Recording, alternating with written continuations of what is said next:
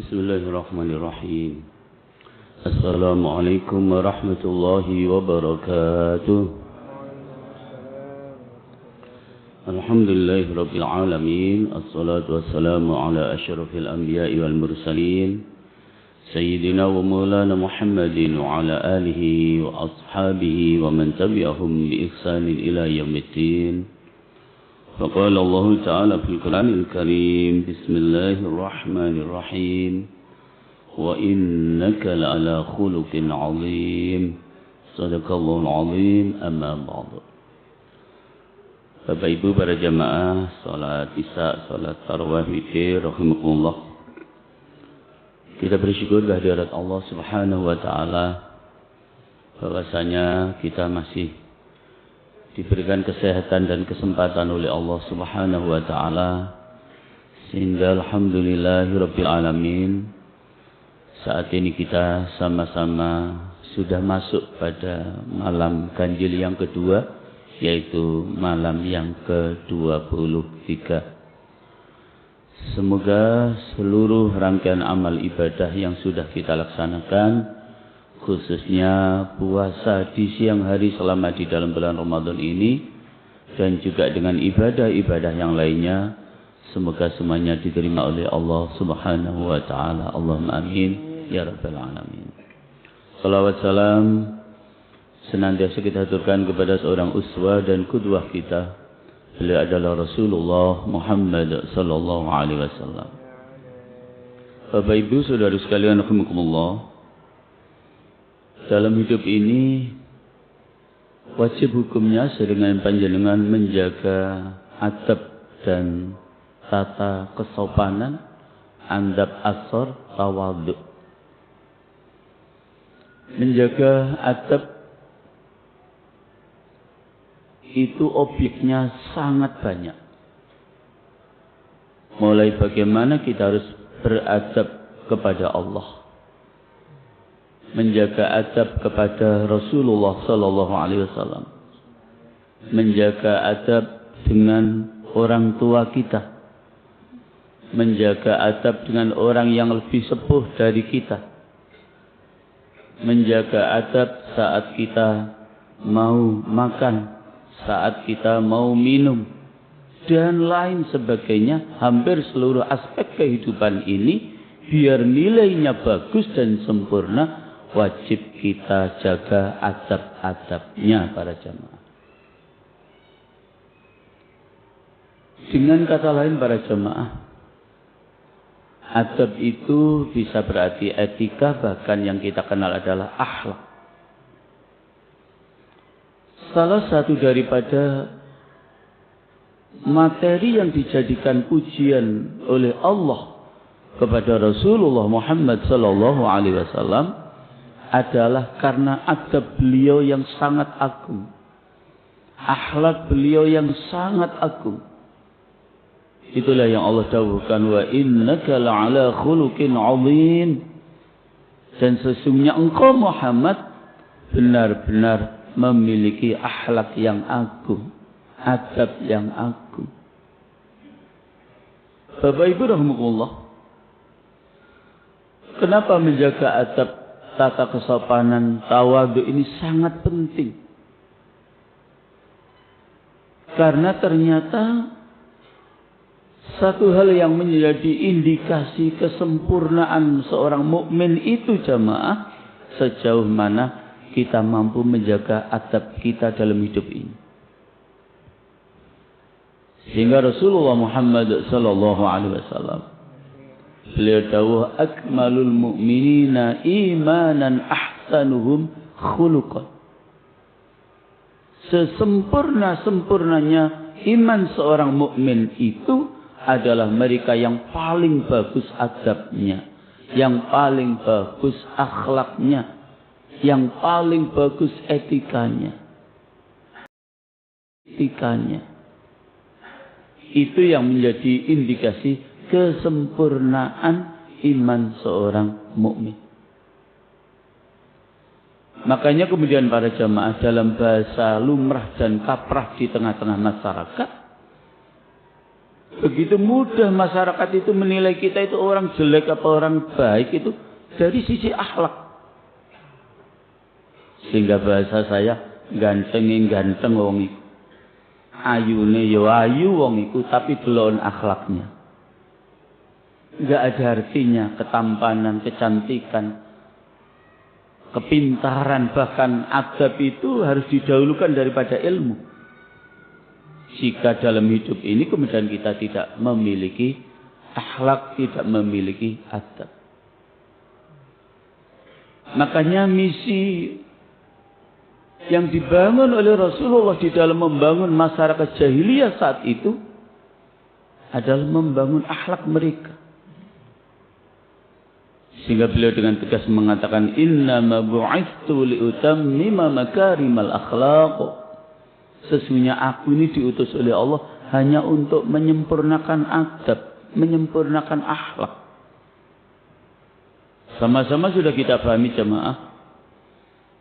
Bagaimanakah perilaku orang-orang jahiliyah saat itu? Yang berlaku adalah hukum rimba pada zaman saat itu. Siapa yang kuat, dia yang menang. Siapa yang kuat, dia yang berkuasa. Tidak pernah lagi tata sopan, tata aturan kesopanan, adab, akhlak sama sekali tidak mereka kenal. Karena itulah justru Rasulullah Muhammad SAW diutus oleh Allah liutammima makarimal akhlaq. Bahkan para jemaah rahimakumullah,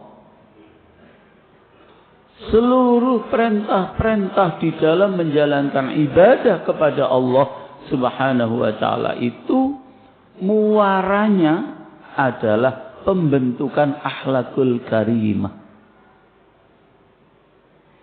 Salat akan berfungsi tanha 'anil fahsya'i wal munkar, akan mampu mencegah diri kita dari melakukan perbuatan keji dan mungkar. Berarti orang yang sholat itu pasti memiliki akhlak yang baik.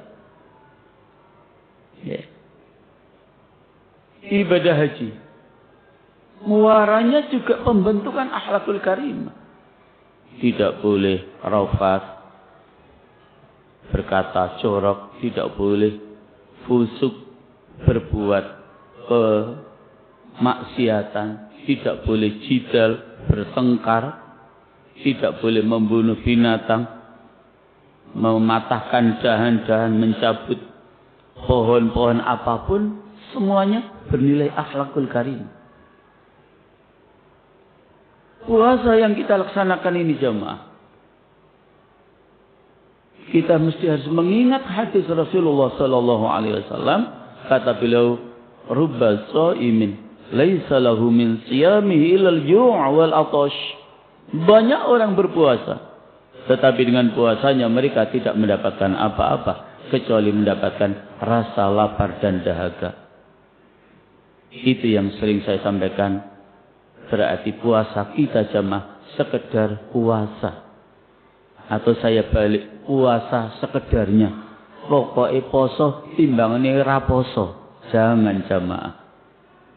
Kenapa itu terjadi? Puasa kita tidak mendapatkan apa-apa di sisi Allah karena kita tidak mampu menjaga adab. Puasa-puasa masih bohong. Puasa-puasa masih riba, merasani. Puasa-puasa masih bersumpah palsu. Puasa masih menuruti hawa nafsu, melihat lawan jenis dengan syahwat. Itu puasa kita jemaah hanya mendapatkan rasa lapar dan dahaga. Artinya kalau kita mau puasa kita diterima oleh Allah, jagalah adab-adab puasa itu. Apalagi jemaah, zakat yang Allah perintahkan, semuanya muaranya pembentukan akhlak agar tercermin dalam kehidupan bermasyarakat di mana kita berada itu tercermin saling ta'awun, saling tolong menolong di antara kita, saling tarahum, saling memberikan kasih dan sayang dengan kita memberikan zakat, baik zakat mal maupun zakat fitrah, bahkan mungkin infak, sedekah jariah dan lain sebagainya dan lain sebagainya.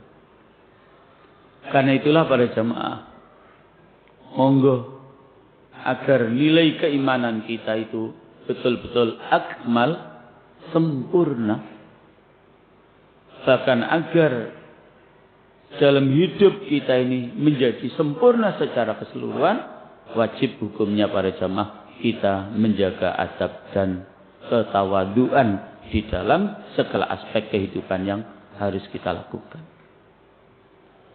Jamaah rahimahumullah, kalau tadi saya sampaikan apa adab kita kepada Allah. Adab kita kepada Allah itu jamaah, kita harus beriman dan bertakwa kepada Allah Subhanahu wa ta'ala. Bahkan para jamaah, kita wajib untuk selalu bersyukur dan tawakal kepada Allah Subhanahu wa ta'ala.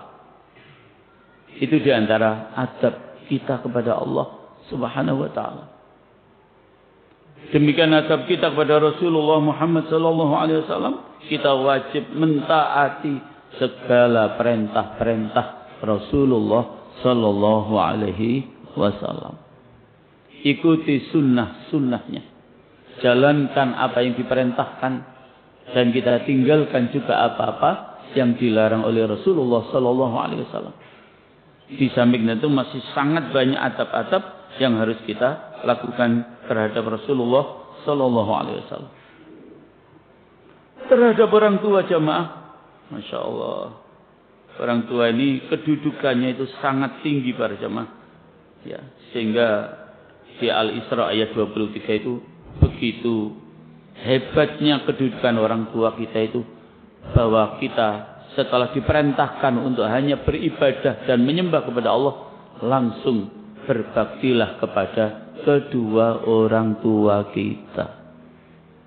Baik orang tua kita masih hidup maupun orang tua kita sudah meninggal dunia.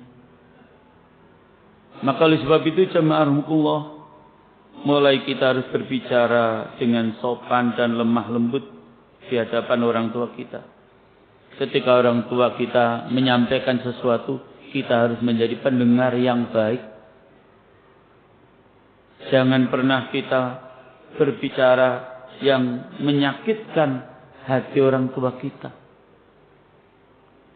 Kenapa jamaah? Kedudukan orang tua kita itu begitu sangat tinggi di sisi Allah. Karena bahasa mudahnya, bahasa singkatnya yang sudah sering saya sampaikan. Saya dengan panjenengan ini semua jamaah, saat ini punya apa saja, jadi apa saja, tidak ada yang bisa lepas dari peran kedua orang tua kita. Jadi tidak ada yang bisa lepas dari peran kedua orang tua kita. Baik peran secara langsung maupun peran tidak secara langsung. Misalnya apa? Doa orang tua kita. Saya dengan jenengan yang sudah seusia dengan saya itu nggak pernah jamaah kemudian lunga niku mboten nyangking kepentingan anak cucu, itu nggak pernah. Pasti terbawa doa kita. Anak cucu kita itu pasti terbawa. Itu salah satu contoh peran secara tidak langsung.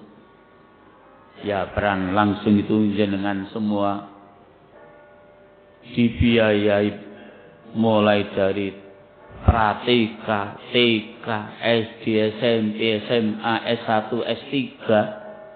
Semua adalah peran kedua orang tua kita. Karena itu berjamaah rahmatullah, mari kita betul-betul menjaga adab dalam kehidupan ini, sehingga kemudian kita ini sebodoh apapun, bahkan sejelek apapun mungkin dari sisi jasmaniah kita, tapi kalau jenengan punya akhlak yang baik, pasti orang akan bilang, wong iku memang ya biasa-biasa, tapi Masya Allah akhlaknya luar biasa, sopannya luar biasa, santunnya luar biasa, tidak melihat luar biasa, tidak melihat apapun yang ada pada diri kita yang menjadi kekurangan-kekurangan kita. Yang penting akhlak bagus, pasti akan mendapatkan nilai yang bagus di tengah-tengah kehidupan, di masyarakat di mana kita berada. Makanya jamaah, kemenangan demi kemenangan yang diperoleh oleh Rasulullah Sallallahu Alaihi Wasallam di dalam memperjuangkan agama Islam saat itu bukan karena beliau mengangkat senjata, tapi kemenangan beliau adalah karena akhlak beliau yang luar biasa. Bahkan kalau kita mencoba untuk menceritakan secara keseluruhan tentang akhlak beliau, mungkin bisa sangat lama sekali kita bisa memperoleh hikmah dan ibrah serta pelajaran dari akhlak-akhlak yang dicontohkan oleh Rasulullah Muhammad sallallahu alaihi wasallam.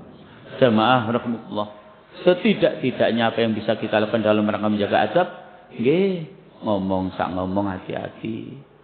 Kalau di depan orang yang kita anggap orang terhormat, orang lebih sepuh, nggih, nuwun sewu misalnya, bahasanya juga demikian pula yang baik.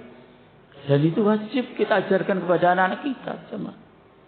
Kalau tidak, nanti cucu kita itu bilang kita, kamu itu yang, nah kan dikamu-kamu kan nanti kita.